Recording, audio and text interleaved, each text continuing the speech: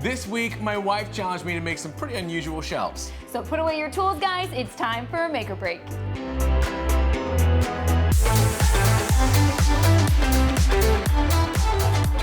Hey guys, welcome back to Make or Break. I'm Rob. And I'm Sarah, and this week we found a particularly blank space in Rob's house, and we needed to fix it. Yeah, in the previous episode, we made this cool pine top for an IKEA shoe rack, and it looks great, but as you said, the space above it, nothing sad. there. Yeah, so my wife found this really cool design for some unusual shelves. We decided to give it a shot. Here's how it went. So these shelves are going to be made up of some overlapping frames. So it will technically be one piece with 3 small separate shelves. The hope is that these 3 overlapping frames kind of frame out the stuff that Jen will put on the shelves. Anyways, I wanted to use miter joints, so these things had to be straight.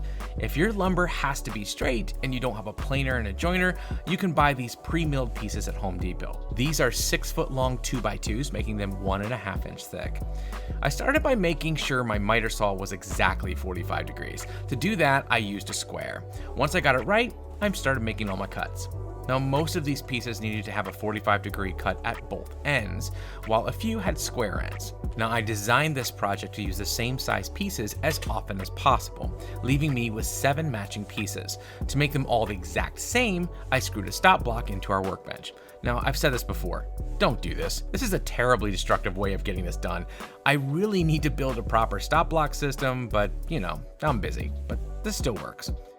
With all the pieces cut, I laid them out on the table to make sure it all came together right. And it did. Then it was time to glue my joints. To do that, I used painter's tape to hold each corner together, glued them up, and then I used our new HART brad nailer to hold the joints together while the glue dried. I can't tell you how happy we were when HART sent this nailer to us. We've been using a Milwaukee nailer, which works just as well, but now we're on the same battery platform, and that's always preferable. I glued up all the corners and nailed them together until the 3 frames were finished. Next, I grabbed some scrap pine and marked off the width for my shelves. Then I got to use another new tool from HART. This is their new 7.25 inch brushless circular saw. It has more power than the 6.5 inch that we've used all last year. It's also a right side bladed saw, which is also called a sidewinder sometimes, which makes it a little harder to see your cut line if you're right-handed, but it didn't bother me. I probably should have clamped this, but I didn't, so you know, don't do like me, kids. With the shelves cut to size, I simply slid them in place with some glue and used the brad nailer to hold them there. By the way, this was the first time I used this brad nailer, and I made a few mistakes, which you can see at the bottom of the main frame. But no one's going to see it, so I didn't really do anything about it. But in the future, make sure you practice with a new nailer before you use it on a finished project. After it all dried up, I applied a smoke gray wood finish that my wife picked out, which made the wood look old. I applied it with a clean rag, wiping off the excess after each application. I loved how this made it look like reclaimed wood. After that dried, it was time to hang it up. Now, Sarah and I have this huge bag of hardware from a hanging system that we bought for a project we had years ago, where we had to hang over 50 canvases. It's really pretty clever. You just take these metal brackets and screw them onto the back. Then you put these little plastic mounts into the brackets. They have a tiny point on the back that will help us find our marks on the wall. Of course, this will make the frame stand out from the wall, so the kit includes these rubber bumpers for the bottom of your frame. Next, we brought the frame and held it into place until it was level and exactly where Jen wanted it.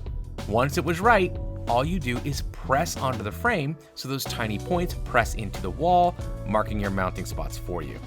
Then you remove the plastic mount, slide a nail into the 45-degree slot, put the tip of the nail into the mark, and hammer it in. Easy as pie. Finally, you just hang it up on your mounts and it clicks into place. And there it is. Jen took a turn filling the shelves with stuff, and that was that.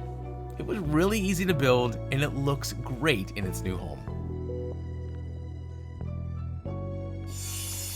All right, so does she like them? Jen loves them. She thinks they're the best thing ever. And again, Cool. not something I would have picked, but I just go with whatever her inspiration is. It always turns out beautiful, so I'm grateful that she has that talent. So anyways, thanks so much for joining us, guys. We want to thank HART for sponsoring this episode and reminding us that we can build anything we imagine if we do it with HART. All right, break's over. Let's make something.